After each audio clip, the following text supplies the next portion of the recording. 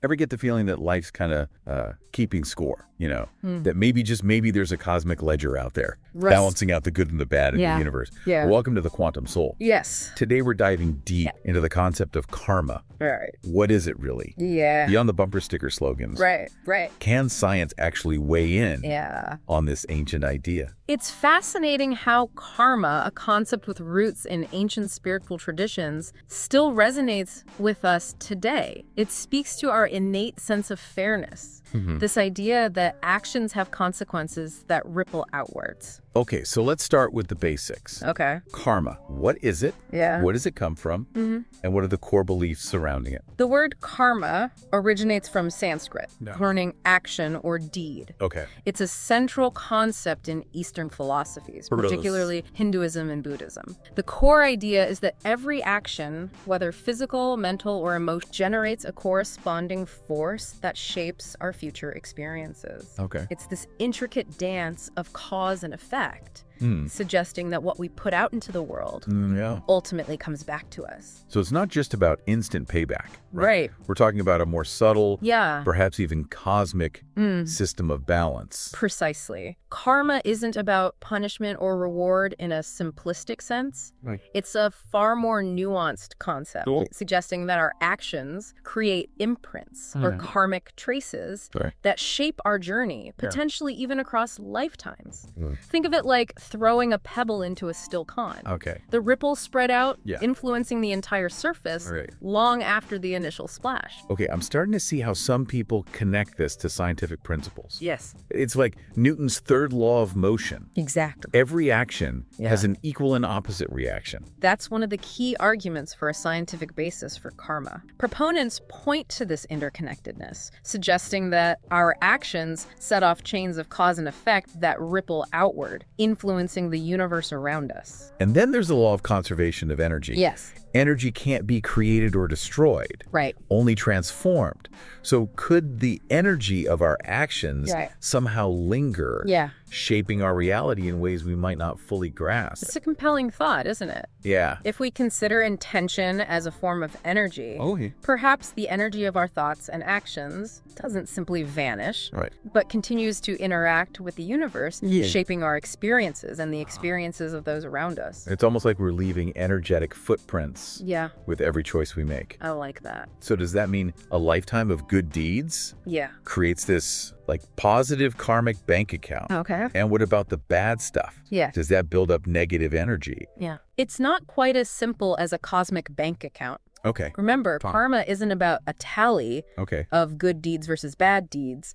It's about understanding the intricate web of cause and effect that our actions generate. Right. So maybe it's less about keeping score and more about understanding the consequences of our actions. Yes. Even the subtle ones that we might not immediately see. Exactly. It encourages us to think about the long-term impact of our choices, recognizing that even seemingly insignificant actions can set off chains of events that shape our future. This is making me think about the butterfly effect. That whole idea that a butterfly flapping its wings in Brazil could eventually cause a hurricane in Florida. Right. Could our actions, even the small ones, have that kind of far-reaching impact? The butterfly effect is a powerful metaphor for understanding the interconnectedness of everything. Just as those tiny air currents from a butterfly's wings can amplify into massive weather systems, so too can our actions create ripple effects that extend far beyond our immediate perception. Wow, that's pretty mind-blowing. Before we go any further, I want to remind all of you watching to hit that subscribe button and share this video with anyone who might be intrigued by the mysteries of karma. Right.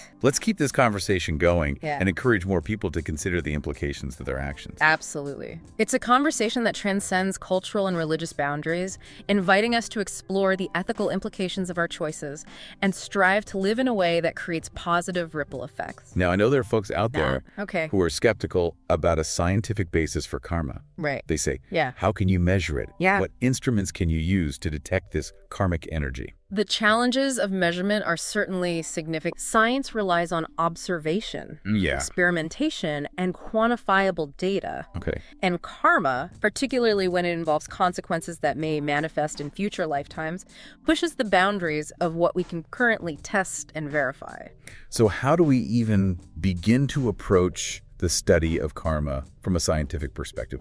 Where do we even start? That's where things get really interesting. While we might not have instruments to directly measure karmic energy, we can explore the potential mechanisms through which karma might operate using the tools of science. I like where this is going. Oh, so instead of trying to prove karma directly, we look for clues in how the universe works. Exactly. Precisely. One avenue is through the lens of quantum physics. This field is revolutionizing our understanding of reality, suggesting that consciousness might not be merely a passive observer, but an active participant in shaping reality. Okay, hold on.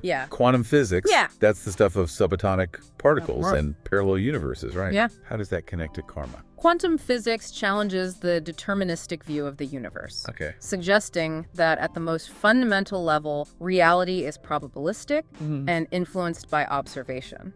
Some interpretations propose that consciousness plays a role in collapsing these probabilities into the reality we experience. So are we saying that our thoughts can actually influence the fabric of reality? That our intentions can shape what happens? It's a possibility that some physicists are seriously considering. Really? If consciousness does indeed influence quantum processes, then the intention behind our actions could have a ripple effect, shaping the probabilities of future events. Wow, that's a pretty radical idea. But it also kind of makes sense, right? It does. If everything is interconnected, as the butterfly effect suggests, then maybe our thoughts and intentions are part of that web of interconnectedness too. Exactly. It's a perspective that bridges ancient wisdom with cutting-edge science, suggesting that the mind might be far more powerful than we traditionally thought. This is blowing my mind. We're not just talking about karma as a set of Kaisic rules, but as something we actively participate in, even co-create with our thoughts and intentions. It's a shift from feeling like we're at the mercy of fate to recognizing our potential role as conscious architects of our reality. Okay, I need a minute to process all of this. Sure. This deep dive is getting seriously deep. Perhaps this is a good time to remind our viewers that if they're finding this exploration as fascinating as we are, please like this video and share it with others. The more we can encourage open-minded discussions about these concepts, the more likely we are to gain a deeper understanding of ourselves and the universe. Absolutely. Let's spread the knowledge and the curiosity. Now let's get back to this mind-blowing idea.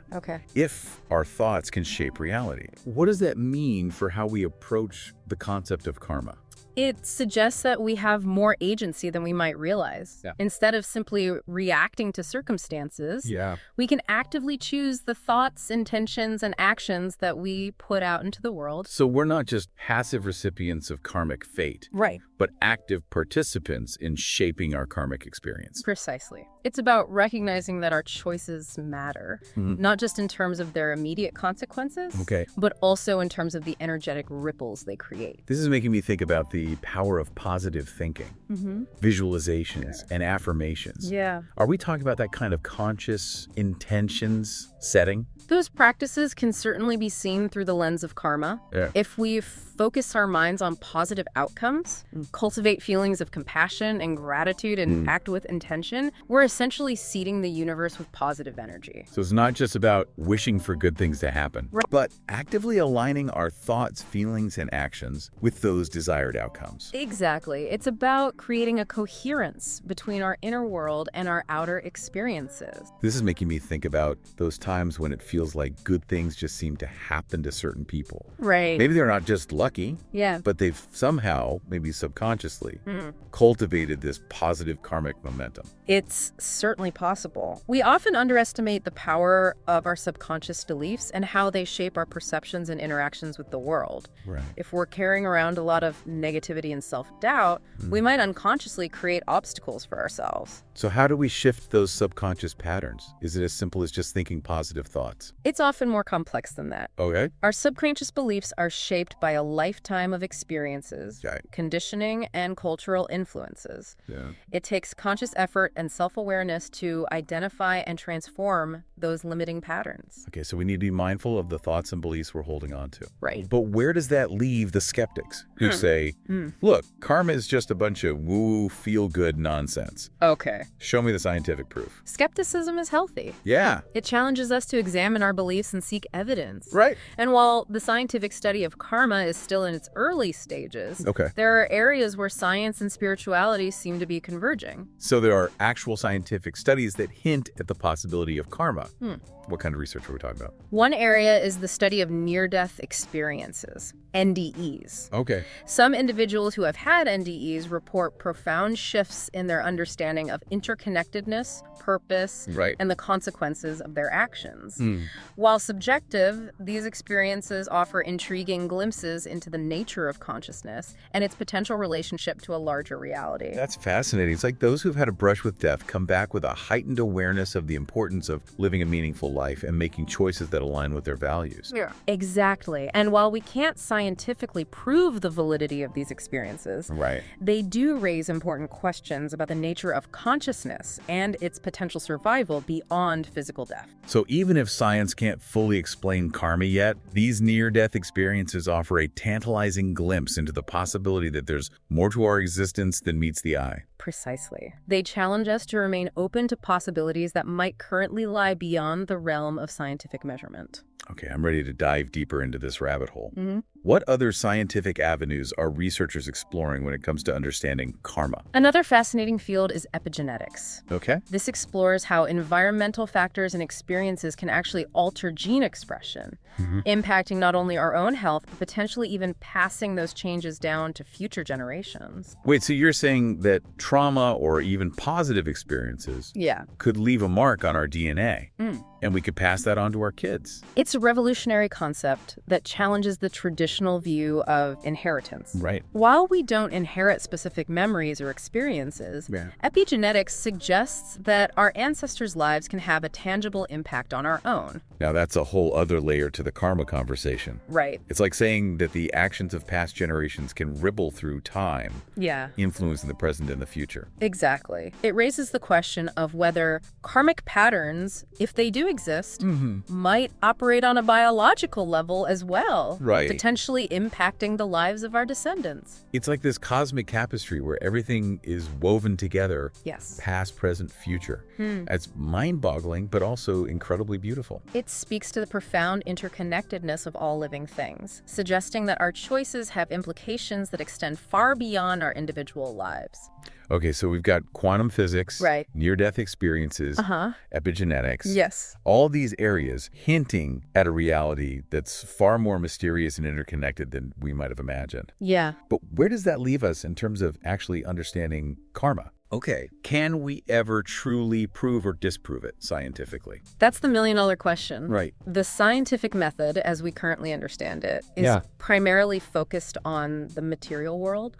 And karma, with its emphasis on consciousness, intention, and consequences that may extend beyond our current lifespan, pushes the boundaries of what we can currently measure and quantify. So are we saying that science will never be able to fully explain karma? Not necessarily. Science is constantly evolving, developing new tools and methods to explore the mysteries of the universe. Perhaps as our understanding of consciousness, energy, and the nature of reality itself expands, we might one day develop ways to study karma more rigorously. I'm curious about the role of mythology in this exploration.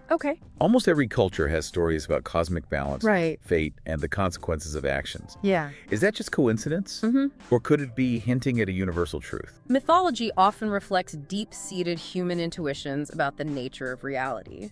These stories, passed down through generations, might hold clues to how we've always grappled with the concepts of fairness, justice, and the interconnectedness of our actions. It's like we're hardwired to believe in some form of cosmic accountability. Maybe those myths are our ancestors' way of trying to make sense of the patterns they observed in life. It's certainly possible. These stories, while often symbolic, might hold a deeper wisdom that speaks to the fundamental principles of cause and effect. So even if science can't give us a definitive answer about karma right now, mythology reminds us that this concept has resonated with humans for millennia. It's clearly tacking into something deep within us. It speaks to our yearning for meaning, purpose, and a sense that our lives matter in a grander scheme of things. Okay, I think we've covered a lot of ground today. Yeah. We've explored the philosophical roots of karma, delved into some fascinating scientific avenues, and even touched on the wisdom embedded in ancient myths. Right. What's the key takeaway for our viewers? Okay. What should they walk away with from this deep dive? I'd say the most important message is this. Okay. Whether or not we can definitively prove the existence of karma scientifically, the concept itself invites us to live more consciously and intentionally. To really think about the impact of our choices, not just on ourselves, right, but on the world around us, yeah, and even potentially on future generations. Exactly. It's about recognizing that we're all interconnected, right, and that our actions create ripples that extend far beyond our immediate perception. This whole conversation has been incredibly thought-provoking. Yeah. And I have a feeling it's just the beginning of a much larger exploration.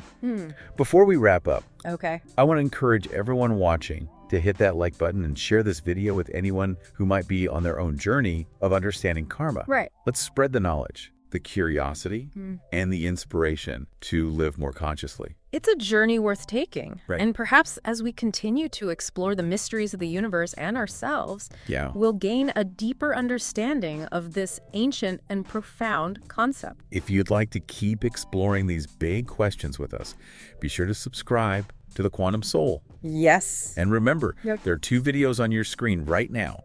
Click one to continue your journey. Okay. Until next time, keep questioning, keep seeking, and keep living with intention.